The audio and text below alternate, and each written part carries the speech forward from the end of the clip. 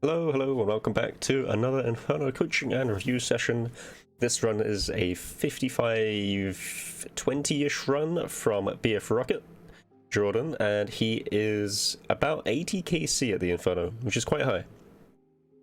However, a lot of this KC has been done on his hardcore Iron Man, and that was while he was hunting for pet. And during that time, he was never really speedrunning. He was just playing it safe, conserving supplies, because of course it's a hardcore Iron Man, and that was one of his goals on stream. Since he has the pet, and unfortunately since that hardcore perished last year, he has now got a new hardcore, but on the side he's also doing some runs here, which is what we're looking at right now. So yeah, he's done a fair amount of Inferno, and is making a little bit of a transition to speeds.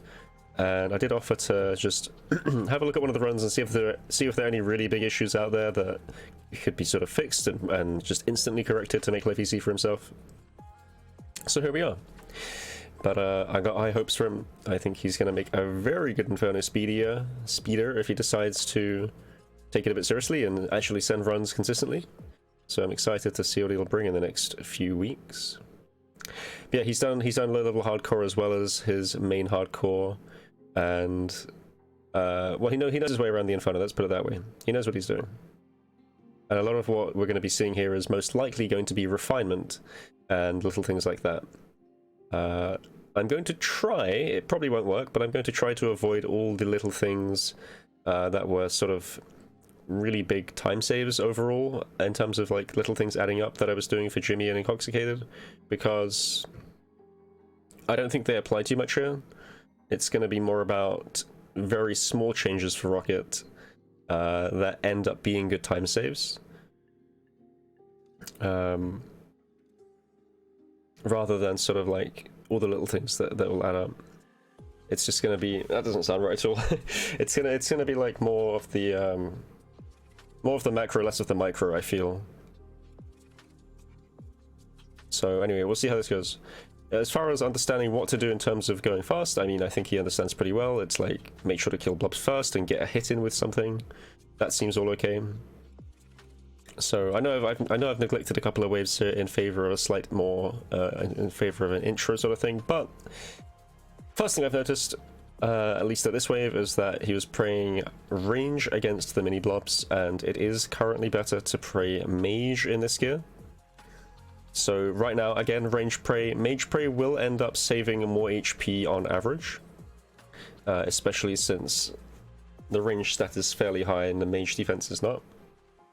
So that's just the first little thing to start doing. This is what I mean by sort of, I expected there to be sort of more macro things that he could change, and that's a good example of something where he's just been doing the Inferno and not really been necessarily trying to improve on those things.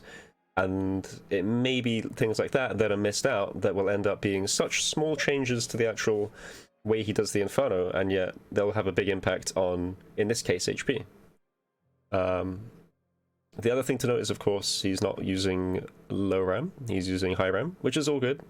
But, of course, it's my recommendation nowadays, if you are going for sub 55s or anything lower, to start switching to low RAM, so.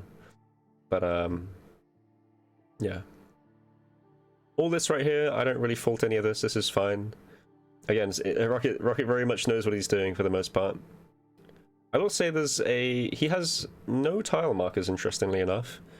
And while I don't agree that players require tile markers to really perform effectively, I do think they are relevant for speedies. Just having one or two reference markers, especially near the center of the room, to have a consistent starting tile. Mostly just, you know, because if you're throwing chins to the west side with a grouping NPC, you want to know that you're on the right line, and you want to have a consistent start, so that if you do want to set up 2 ticks with blobs, you are aware that they will always be starting together, and you'll always be able to 2-tick them together, so that's always important as well.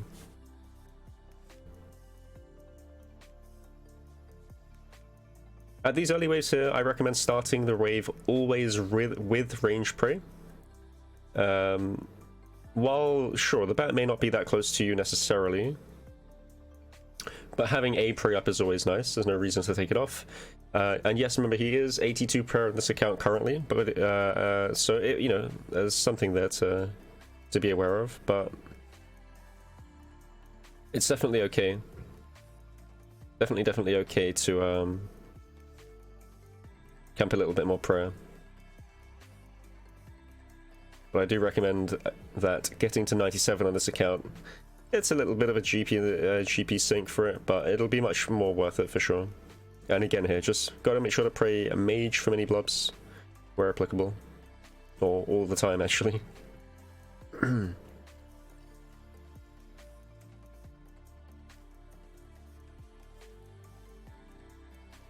This here is one of the first little micro things I want to point out, and that is that, well actually no, we'll start with a macro thing and I'll relate it to something that matters in a micro sense. And that is that camera angle is very, very similar to Intoxicated in the sense that it is very close up and personal and very sort of, it's quite flat. And it's okay to play flat in some cases, but for wave starts like this, you really want to zoom out to see as much of the area as possible, because right now I can't see anything towards the south. Based on the wave, I can determine what is going to be there, but it's rather difficult to really discern what's there in some waves. And being able to see the entire layout of the room allows you to plan better to deal with the room. So again, let's have a look at the wave start. This is fine, you see most of the room, but you cannot see anything towards the south. And of course he knows there's two blobs over there, but as far as what he should be doing in this wave, it's not immediately obvious. And I think that is partially due to the fact that he simply can't see there. So like in my eyes, the right thing to do here is, oh, you see it, you know there's two blobs south, and you know there's a melee there, but the only thing you can see is a melee, and therefore the only thing you want to click on is a melee. And the way I would treat the wave is, oh, I see two blobs of south and the melee's here, the melee will drag towards me, therefore what I should be doing is moving towards the southwest blob, because this generates a pull from the southeast blob, it brings the melee to a chinnable position with that blob, and it allows you to kill the blob first and use the melee as a chain target, right? So this is all like going through my mind in one sort of block together, as opposed to, oh, I have to sit back and kill the melee, then deal with blobs or something like that. So thinking a bit more like that is only accessible if you have a good view of the entire set of the wave. And again, for that wave, best thing to do there would have been just literally whip out the T-bow, run up and click the blob. So I guess you may not have draw indicator or draw mode on. I forget the name of the plugin exactly, but the idea is it extends. Oh no, I mean, I can see the back of the Inferno here. Maybe you can push the draw distance up a little bit more, I'm not too sure. It might have just been the camera angle, to be honest, but all I'm trying to say is, in short, it's nice to be able to see the entire room. It lets you plan things better. It lets you think that, oh, there is an option there to click on something over there, instead of saying, I don't know what's there, but I'll deal with what's next to me.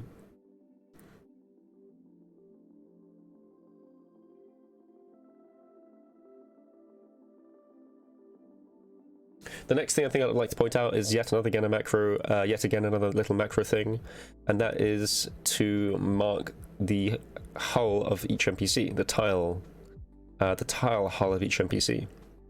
This is especially useful for meleeers, but that being said, it does help with all NPCs, especially in the context of trying to trap meleeers, which is interesting. So this doesn't matter too much for casual runs, which is what he's been doing, but when it comes to Inferno speeds, you want to have very nice precision with your positioning on other NPCs.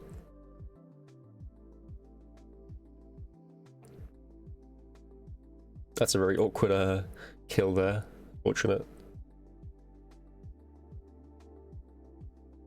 I think the only NPCs that don't really need to be marked are the mini blobs, for fairly obvious reasons, because they always seem to behave in set patterns, and it's very hard to trap things on them anyway, unless you know the set patterns. And nibblers, I don't think nibblers need to be marked either, for the same sort of reason. Nothing traps on them, it's just you know where they are. If they're there, you click them. But everything else in the Inferno, I think it's fair to say that it's worthwhile to mark them. Here, I'm not sure if that was a misclick or not, but it is not very good to chin the range minion. And the reason being it has range defense as opposed to the melee and the mage, which do not. So if you are going to choose to click something, try to get the melee or the major. Typically the major is the best choice. There are many times when if you hold a blob position such that only the ranger is connecting the major and the melee, you have to chin it, and that's fine. But when you have a standard clump like that, where they're all next to each other, it's a little bit better to just avoid the ranger where possible. In a case like this, try and always get that blob first for what it's worth. When you have a nice free setup, it's only a it's only a blob and a bat tanking. There's definitely no harm in killing that blob first instead of taking out the bat immediately. Bats are terrible, but blobs have like no defense; they die very quickly. And getting those free 2 ticks off is nice. There's other ways to deal with that while going around the east side of the pillar to hit stuff on the south, but the bat just seemed pretty free to me.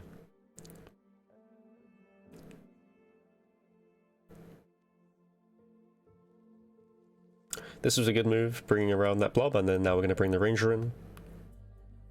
Should be able to chin that. There it is. Chinning the ranger again. I don't think it's a misclick or anything. I think he's just clicking on a mini blob. But yeah, it's got to be the major or the melee, otherwise it's going to cost some chin accuracy over time. Here is an example again. If you have nibblers on the pillar, make it a habit to right-click them to identify how many are there, because this is actually just a micro thing. But if you have one on the pillar and you don't right-click it and you throw a chin from a fairly close range, just in case, the lack of checking might end up resulting in a 3-tick action rather than a 2-tick action, and it will have less accuracy, it will have less DPA regardless. So the little action of checking sometimes prevents. See here again, for me that just seems like an odd action because I don't know what HP that nibbler was. I don't know how many there were there. So a habit of right clicking to get information to make a better choice, always worth it. And you'll see me doing this even for 6 nibbler splits. After I throw a barrage at them, I'll always right click the clumps and then choose what weapon to use on them, just to make sure. There's even cases where if you have 3 nibblers and there are 2 clumps, there will be 2 nibblers on one clump and 1 on the other. And if you chin the one with 2 on, and you get like a 53 XP, meaning you killed 1, the mind usually thinks, okay, there's only 1 in that stack because it's unlikely that I would have passed accuracy and rolled a 0, but it does happen. So even in that case, sometimes the best thing to do is not to send another chin, it's to actually identify, okay, how many things are in this clump, and you know, if there is indeed one thing in each clump, then obviously chinning again isn't useful. It's an interesting thing to think about. Here again, 1 nibbler through a chin, and it's possible to reach that with a blowpipe drag. So I think that's 3 times over the last 3 waves, so every single wave so far, there's been 1 tick lost to not blowpiping. So just a micro thing, but first thing that will really add up here. There's a lot of other smaller things to have a look at, but I don't want to mention too many of them. Again, Rocket's like, he's got the experience, he really just needs to be sort of reacclimatized to Inferno and get a feel for it again. So some of these, I'm trying to keep the tips really sort of based around big things that are easy to change and will generate good time saves, as opposed to all the little things like killing blobs early, which, to be fair, he's doing quite a fair amount. Here again, blowpipe that nibbler. And to put this, to have a think about this, if you are going to miss a tick with the blowpipe to get to the nibbler, it is the same thing as if you were to chin it, right? If you think about it like that. And because the blowpipe has higher accuracy and damage, it is better to lose a tick with blowpipe in order to hit a single target than it is to chin the target, which is quite an odd thing to think about. Losing 50% of the blowpipe damage is still better. Still better.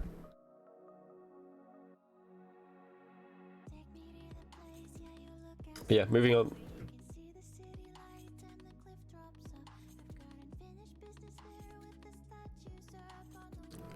Another thing I'd say, this chin here, by the way, is fine. I mean, there's not much you can do about it being that far away, unless you decide to take it out a bit earlier.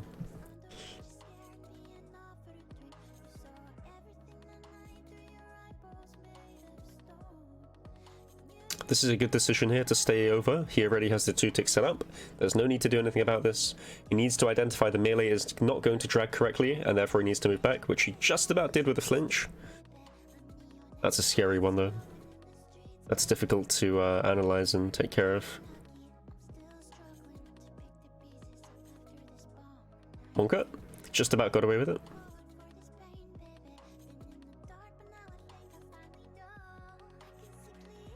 I would describe sort of the click and the playstyle as perhaps a little rushed in some cases. I think Rocket is to some degree a little bit... So he's very good at not wasting... he's very good at not wasting ticks in the sense of... If something is about to die, he's aware that he needs to be able to attack something else. So I've seen very few missed ticks from him currently that are based upon him not being prepared. But one thing I would say is that, if anything, I think he's a bit too prepared. Which means that in some cases where things aren't dead, he's already rushing onto the next NPC. If I see an example, I'll try and point it out again, but that's just what I've sort of picked up in the moment.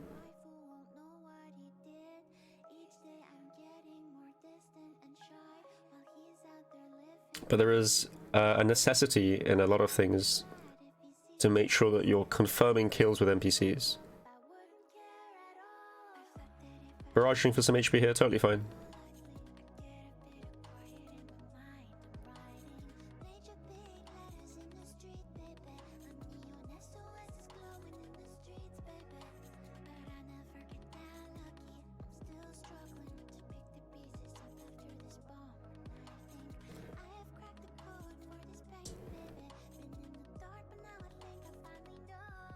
I'd also say that there's definitely been more chances than should have occurred, I think, this run to little things. And again, it's partially due to the rushing. I think he's playing a little bit too fast for what it's worth. But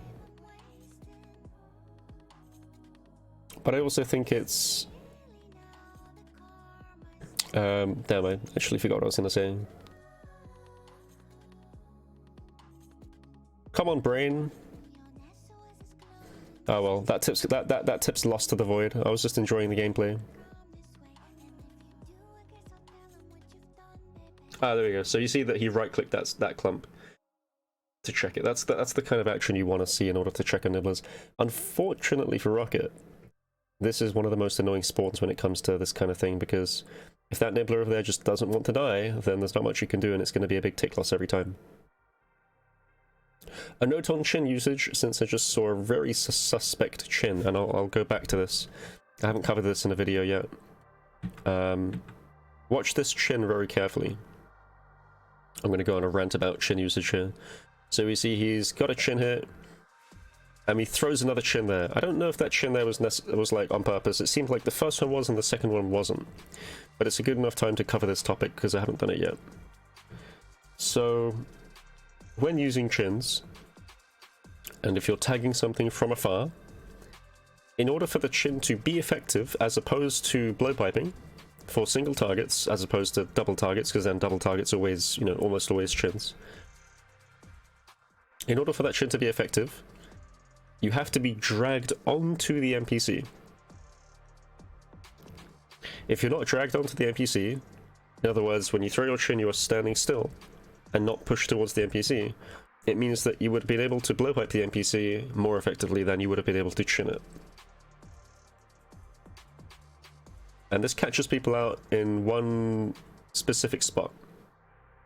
And that is when you have diagonals to NPCs, diagonals always look longer.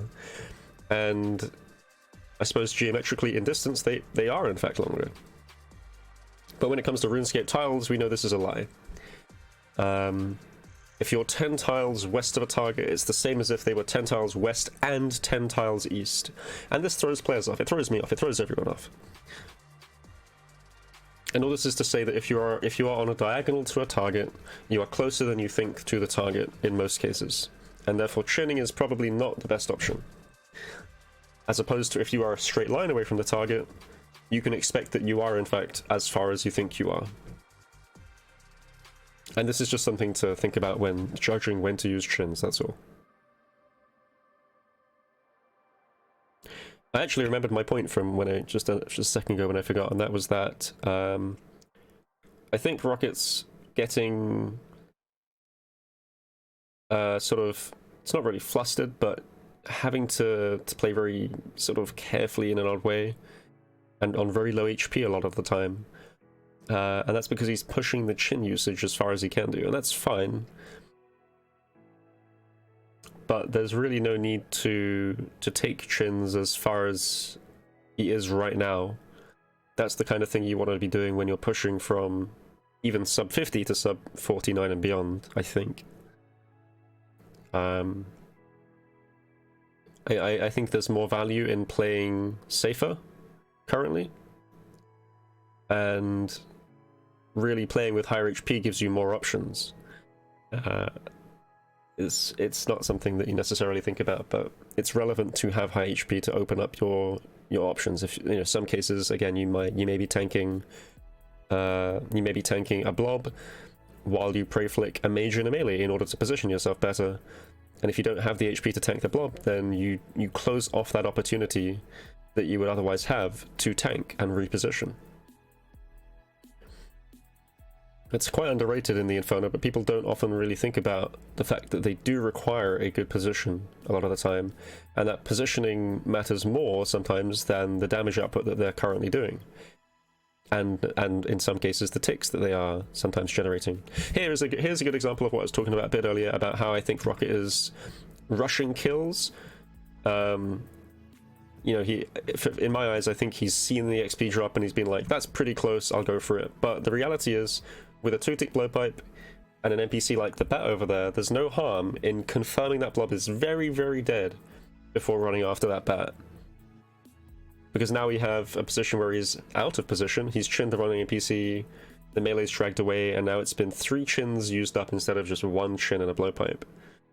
In addition to the ticks lost while trying to get the bat in the blob death animation. So this is just something about don't be too eager to really go after things. That move right here, that's a no-no from me.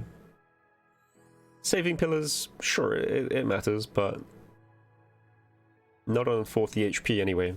If you are like 100 HP, maybe a different story.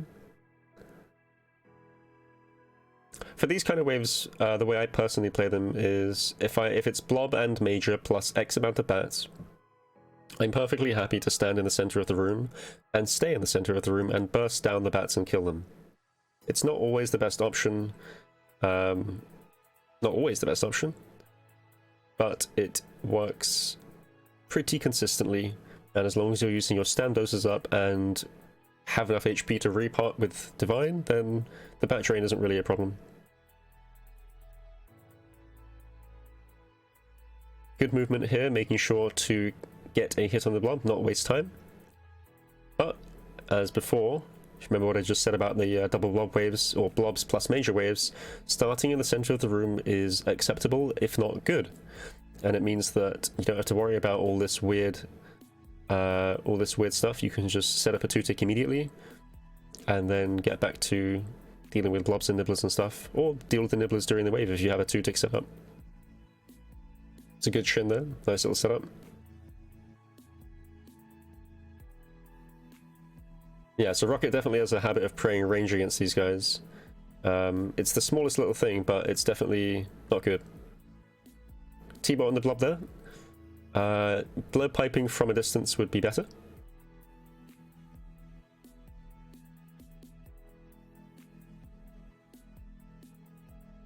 whenever an NPC is sort of fairly centered in the room and is, I suppose maybe, let's say, touching a pillar. If an NPC is touching a pillar, then I think it is always okay to be able to get to said NPC by using blowpipe and by pre-pathing your run. If you are on North Pillar and the NPC is on West Pillar, then sending a T-bow or a chin is fine. And if the NPC, and if you're on North Pillar and the NPC is like really fast south, past South Pillar, then T-bowing or chinning is fine. But with regards to NPCs, in this case, an NPC that was basically on South Pillar and just on North Pillar, it's not really past South Pillar. Blowpipe can get there, and if it's only one tick loss, again, it's fine. It's better than chinning. Yeah, rip that pillar. I think a lot of the damage here in the early waves will be mitigated by just simply praying mage against the mini blobs. This will give him some more HP to work with, and then in addition to the HP, he'll also be able to hopefully sort of take his time a little bit more with the waves. Not have to worry about the sort of, you know, pre-thinking his movements as much. I know he said he was quite stressed when doing this. That's going to be a byproduct of simply not doing the Inferno as much and coming back to it, so I would say that within a few runs, I'd imagine this sort of feeling will go away to some degree. At least I hope so. There was a good move here. He saw the melee would attack him on the same tick. He Monka S. There we go. So yeah, he actually saw that that was going to be on tick there, but got the step away a little bit wrong because of the pillar. So good intention, unfortunate execution.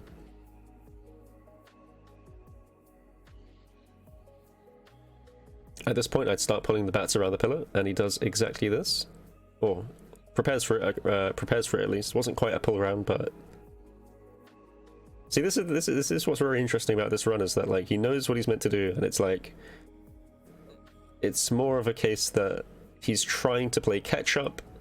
He knows what he's trying to do and processing it, and he's trying to play catch up to make these things happen, as opposed to having sort of no nerves to the run and feeling more calm and collected. That's what it feels like to me anyway. I know he expressed this a little bit, but I don't want to speak for him directly, obviously. That's a bit silly. But honestly, I think one of the biggest things here is for him to just do more runs and get current. There's certainly nothing wrong with that, as far as advice goes.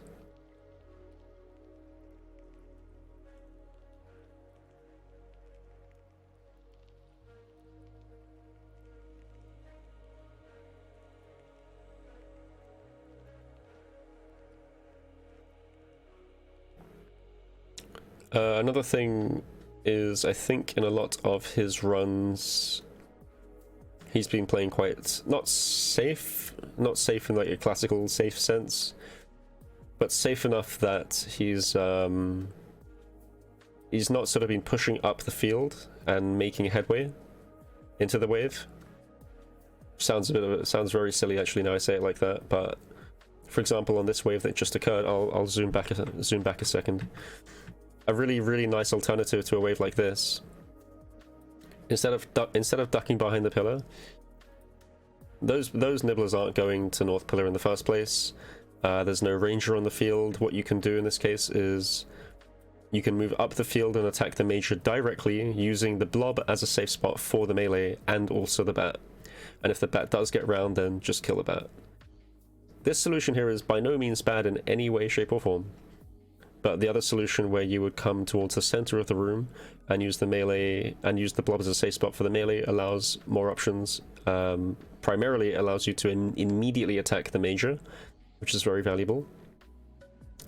But it also allows things like allowing the melee to move behind the north side of the blob, and therefore you can chin the stack for increased damage.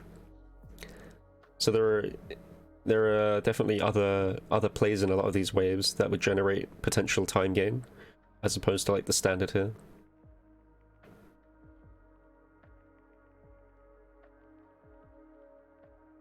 Yeah, definitely not like a bad wave or anything.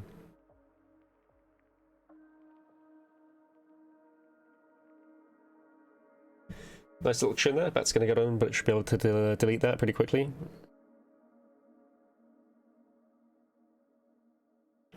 Supply-wise, he did bring in 4 brews, so he was always going to be a little bit low on brew. But he is on 2 and 3 doses remaining, which is all good.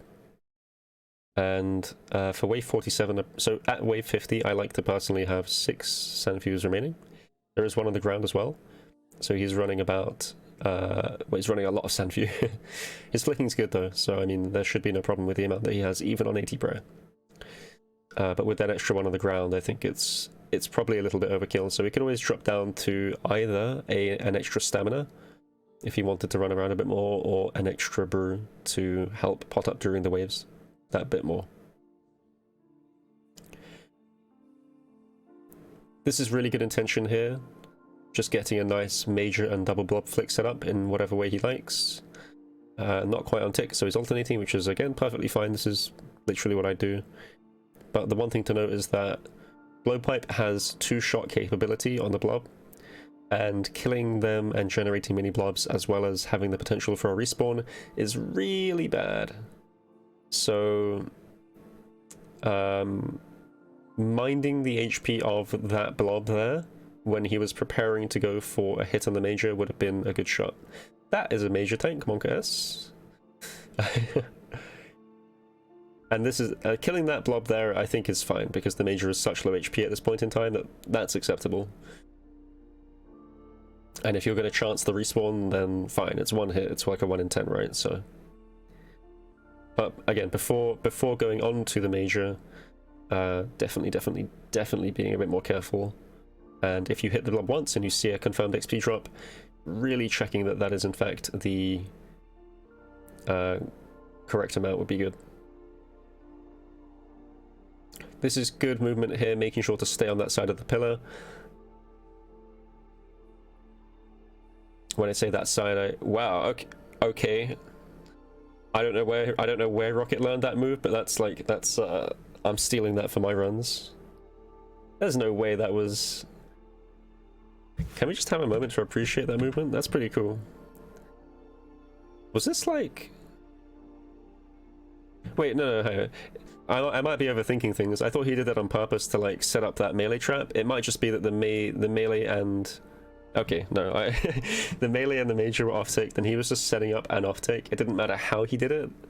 It just turned out really cool. But he got the off tick, so yeah, hats off for that. That was cool. This was, of course, one of his streamed runs, so I guarantee there was a pog in the chat. I guarantee there was a pog in the chat. It was probably from me if I was watching. I can't remember.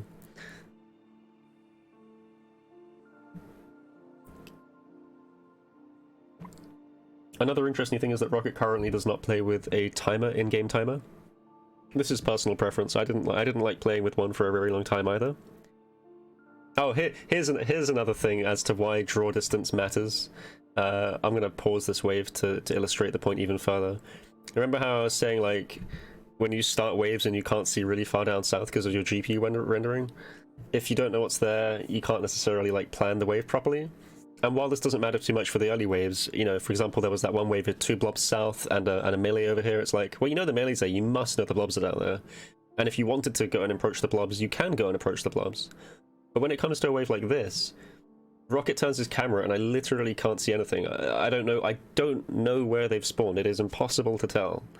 All you know at this point is that there is a major and there is a ranger, and they could be stacked over here, they could be separate, they could be both on this side. It is impossible to make his decision as to where to go on this wave as it currently stands. By no fault of his own, just purely because no GPU. And he might not have that on for many reasons, but the point is, if you can put GPU on, please use GPU. Super useful for situations like this. Prevents you from being essentially just hard stuck with nothing to do except wait. So he just goes behind pillar, waits, now he sees them.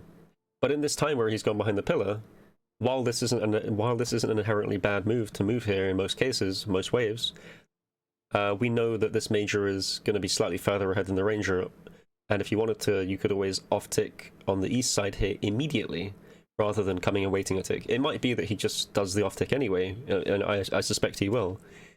But the point still stands. Actually having knowledge of the situation before you make the decision is nice. So, yeah. But here, like, he's done exactly what I said he would, and this is perfect. But because of the lack of information on where things are, it's slower than it should be. And this is going to be the case for probably many of the later waves that spawn in that fashion, where you just can't be sure if there is a major on one side or the other, and if it can see you from one side of the pillar. So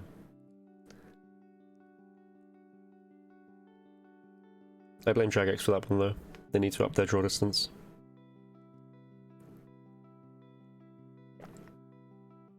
Okay, going back to what I was saying about the timer. Timers are, timers seemingly don't add anything to a run except for nerves for most people.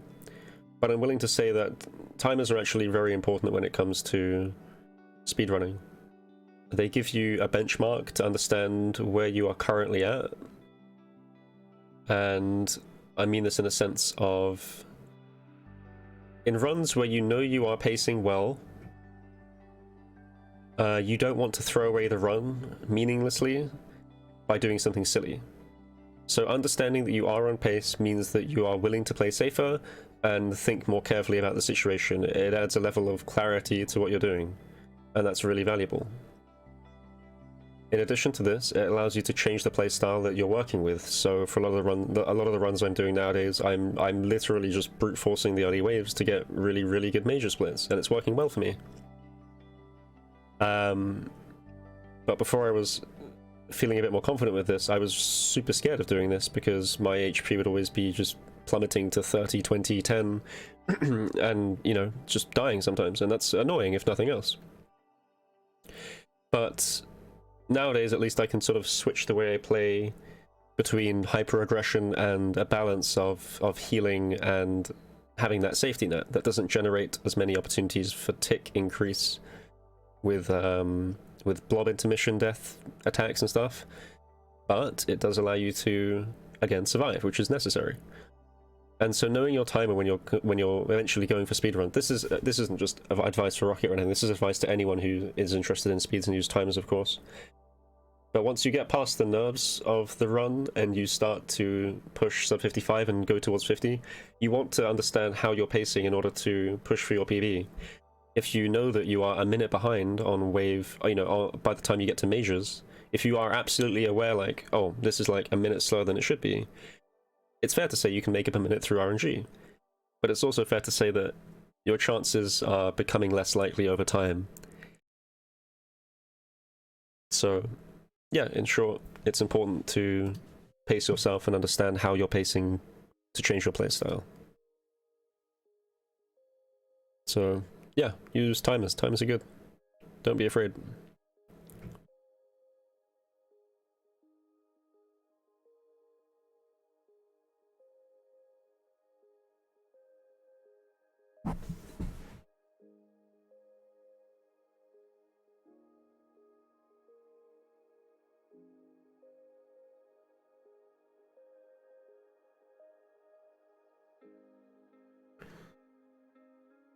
Right, this is all looking pretty good.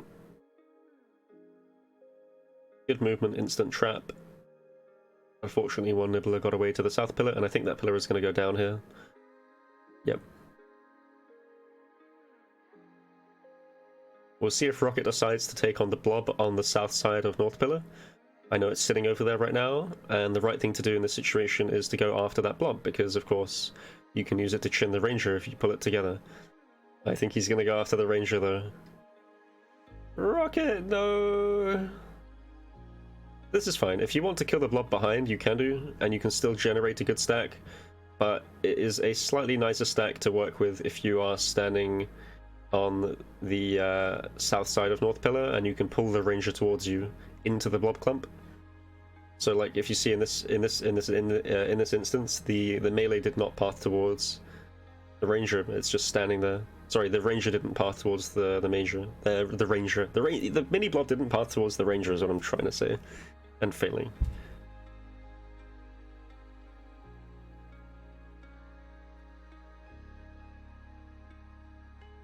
Very good movement from Rocket here. Definitely the correct thing to do was to take out nibblers before going round here. It might have been a bit fairer to say that moving to the Nibbler safe spot on the north wall would have been just as easy and prevented bats from getting to him. So a slightly different alternative here, but it's very minor. Point is, he made the right decision as far as taking them out and then drawing the major back in, as opposed to killing the bats. My man's hit a 1 T-bow, feels good. And that is a 8. Oh, I thought the major was still alive there, to be honest.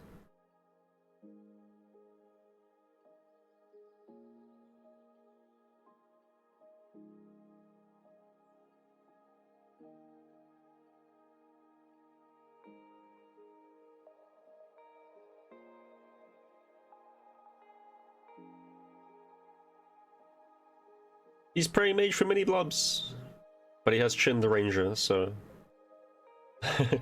good things and bad things, right?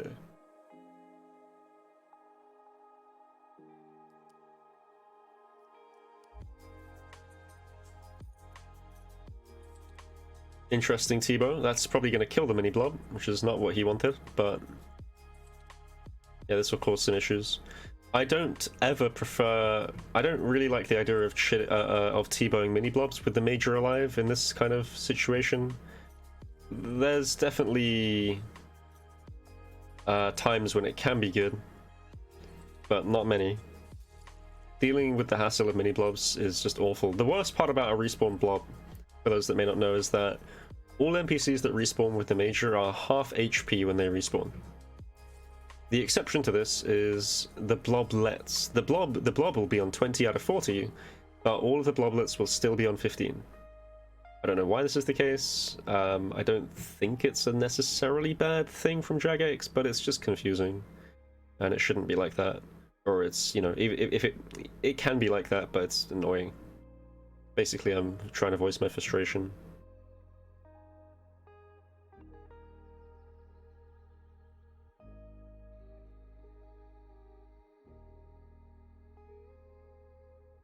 Good move here. There's opportunities for triple off-ticking. You could always go south on the pillar here with the mage range. This is fine. There were like 3 perfectly good solutions here. This is one of them.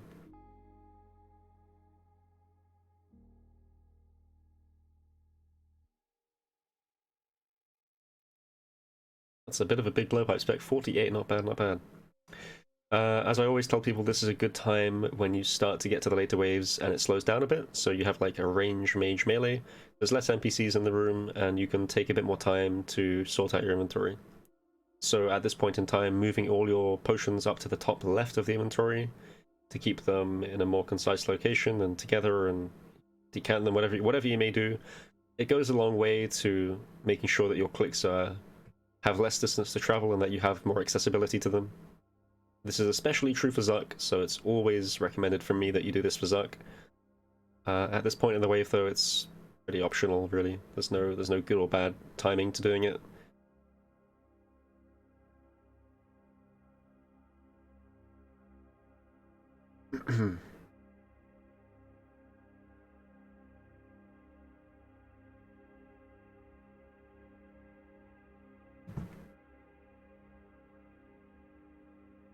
One mechanic that I haven't seen Rocket use at all currently is to Phantom Barrage. I haven't seen any Phantoms. I do think that Phantoms in speedrunning are generally a bit overused. But that being said, I mean, when you're camping very low HP in a lot of the early waves, I think there's a good reason for them. Lots of players, when they start doing it, underestimate the XPs of NPCs. And the way to get around this is to only use Phantoms on very specific NPCs that you understand a health bar unit equals X HP. Where it's such a small HP bar for such a small amount of HP. Well, so it's a big enough HP bar for such a small amount of HP that you are keenly aware of what it actually is. So in the case of something like a bat that's safe spotted behind a pillar that cannot drain you, you know what HP it's going to be. So if you see that it is like 1 or 2 HP bar units, you can gauge your XP drop effectively. This is one of the reasons it's useful to safe spot bats in early waves is not just purely for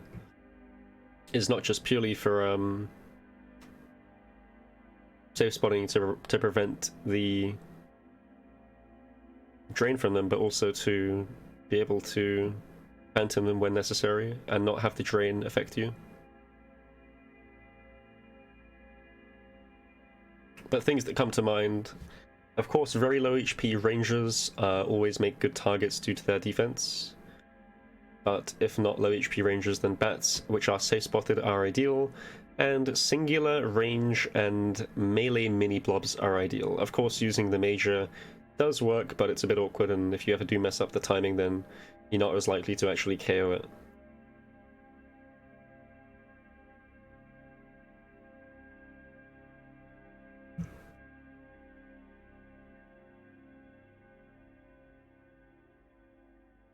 I'm glad Rocket made the decision here to go after the... I'm glad he made the decision to go after the melee there, as opposed to tanking the melee and the blob while going for the pillar there. At this point in time, it's definitely okay to not worry too much about the pillar. I think one of the things that doesn't really sit right with people is that, or it doesn't really click with them, that once they get to the mage, range, and melee, you're like 85% of the way through the waves. You're really far through, and your pillars don't have to have much HP in order to survive effectively.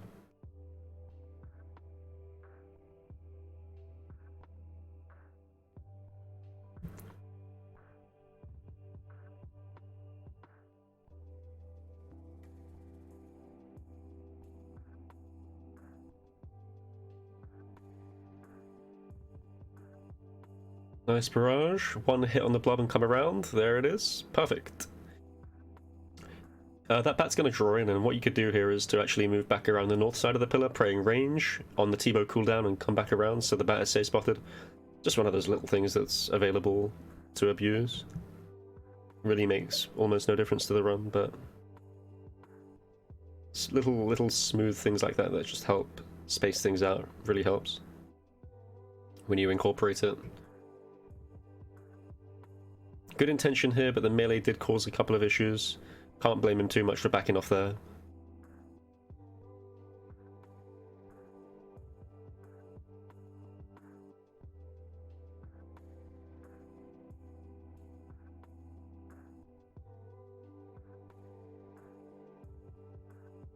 Interesting chin, interesting chin. It worked though, can't complain. Ah yes, the infamous pillar drag. Yep, that's a rough one.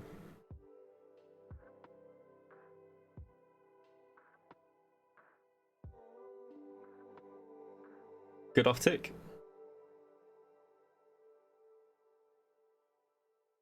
I've developed a pretty bad habit now these days of whenever I have to do this off tick, I just go around the pillar to try and attack. To be fair, a lot of the time the major might be the one to the northwest, in which case you must do that. But yeah, that was the correct course of action there for sure. It was nice to see.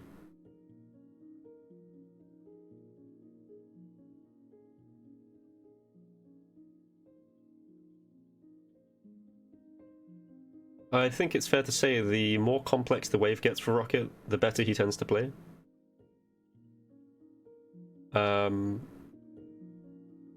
It's one of those things where it's like, the more things that are on the field, the more polarized your field of view comes as far as like what you must do in order to...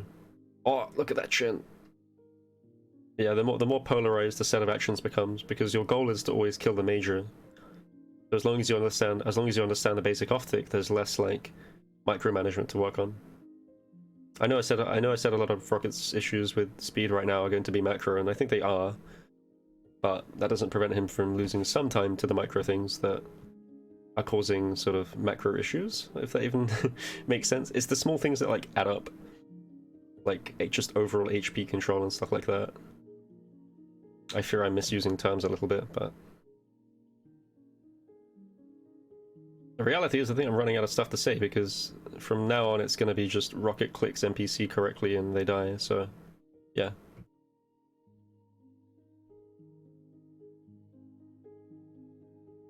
So let's, instead of doing a recap at the end of the vid, let's do a recap now while he's chugging away at NPCs. So I think, again, the biggest issue overall is he needs to do more runs. He needs to get a bit more current with the gameplay and feel less pressured during the run and more in control. Things that will help bolster that control within the actual run, staying higher HP, having GPU on, having NPC, having low RAM on if possible. Things like this for starters. Possibly dropping a restore for another brew or another stamina. Having prayer trained up to 97 ideally, or at least to the 90s would be good. Again, not necessary, but it does help. Being more mindful of clicks in the sense of not trying to rush too quickly. So a lot of other players tend to not be prepared enough, and Rocket is ahead of the curve in that sense. He's too eager to move on to the next NPC in some cases. So taking a second to just make sure it's dead and accept that, you know, one tick loss every now and then is okay, in the favor of having better clumping for blobs and not misclicking. Good pillar usage here.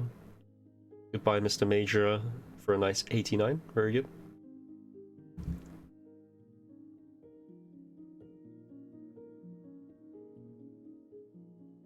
That is a very lucky T-bow hit.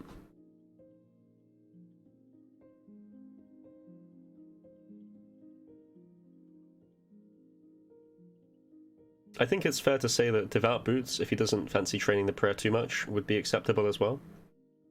Devout Boots would lose about 20-ish, 20-25 seconds from the run at most. But having more prayer to camp and be comfortable with, I think, is as useful as having those 20 seconds. Especially for pushing to sub 50, there's no problem with that.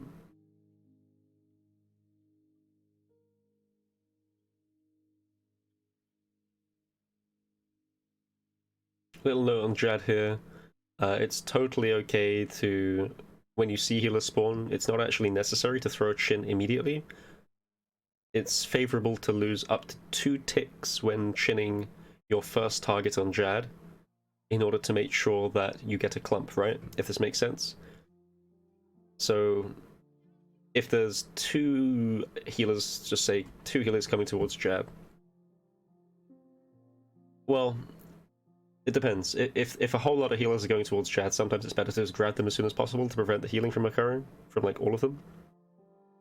But as an example, if there are 2 healers coming towards it, then making sure that you're able to tag 2 of them in 1 chin is better than tagging 2 of them in 2 chins, even if you lost a couple of ticks on the 1 chin. So having that sort of restraint and just wait for it a little bit is sometimes good.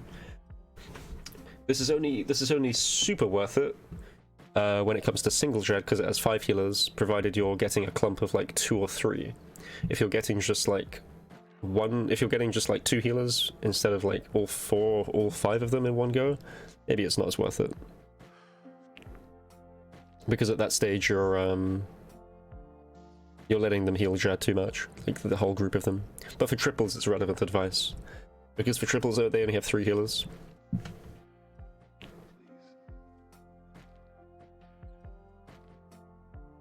I didn't mention this either, but it's also well worth looking into low detail mode. Low detail removes all the kind of stones from the ground on the Inferno and makes them nice looking, sort of just clear, basic, plain colored tiles. And this helps determine exact positioning and better sort of clicks, I suppose.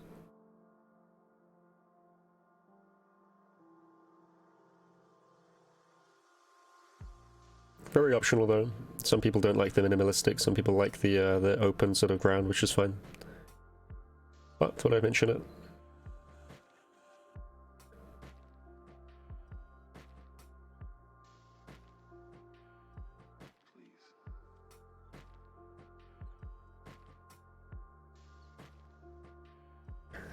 Rocket did actually end up moving his potions around his inventory, so he's got them sort of nicely stacked, but they are towards the right hand side of the screen. I still think there's benefit in having them towards the top left, or at least towards the left of the screen, so it's closer to the center. That's just like my super elitism talking, but yeah, I can't help but mention it. We have an East Shield spawn. This is my least favorable shield spawn, although I don't usually have too many problems with it. And if you're low on prayer at Zuck, this is something I've only been picking up recently, but it's nice to use your quick prayers and just one tick flick them on for Zuck. I think, however, he is very happy on prayer for Zuck. I didn't catch a glimpse of his plots, but he has at least like, I think he has at least 2 or like at least 1.5. It's an interesting thing that if you're at Zuck and you have low brew, you don't need a lot of restore. But if you're high brew with low restore, it's very annoying. Especially with only one range part. Looks like he'll probably have to tag the major here.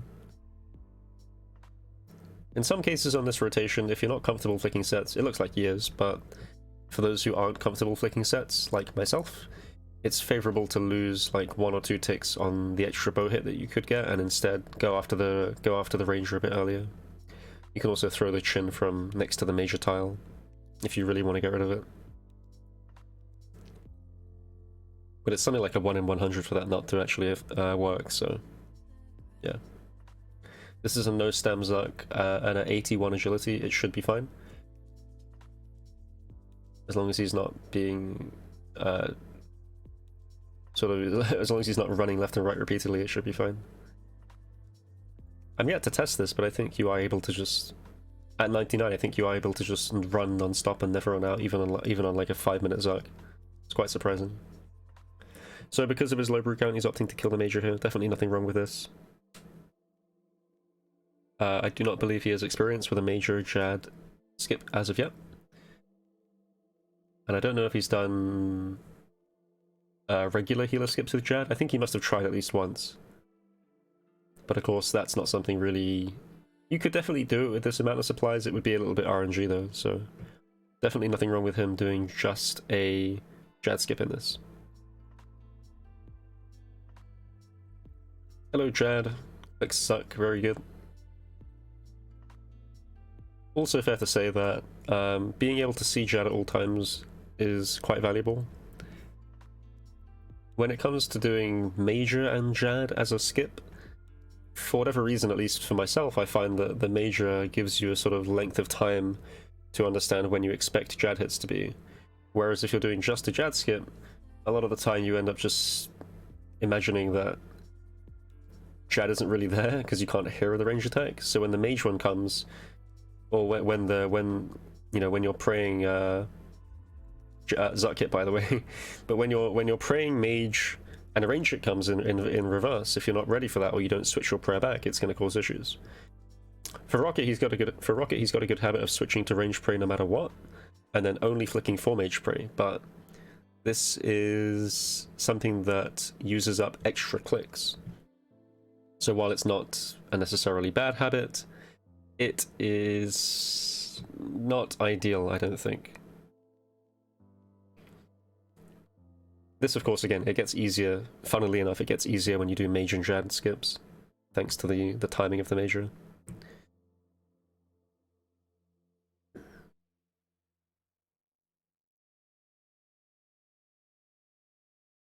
Just about had the brew to get through this. This puts him down to like... He's on 19, that's fine. I guess he might send a Divine Dose or something. But yeah, fairly eventful Zuck. There was a hit in there for like a 6 or a 9 or something. It is what it is. Some awkward lagging behind shield, which occurs every now and then.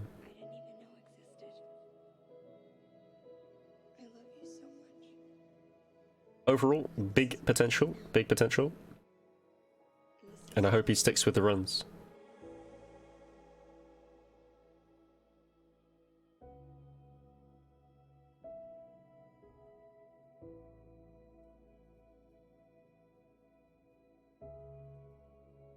Fairly good footwork all around here. He's definitely got the KC and experience at Zuck to not have too many nerves and also move correctly. Not bad for a 4 KC'er on his main. And I think he tries to trade Cape, but unfortunately no pet. Sorry for the spoiler. Right, that's all from me today. 4th review session in the bag. And as always, make sure to check out Rocket's stream and his Inferno progress in the description below. There'll be a link to his channel. Alright fellas, see you later.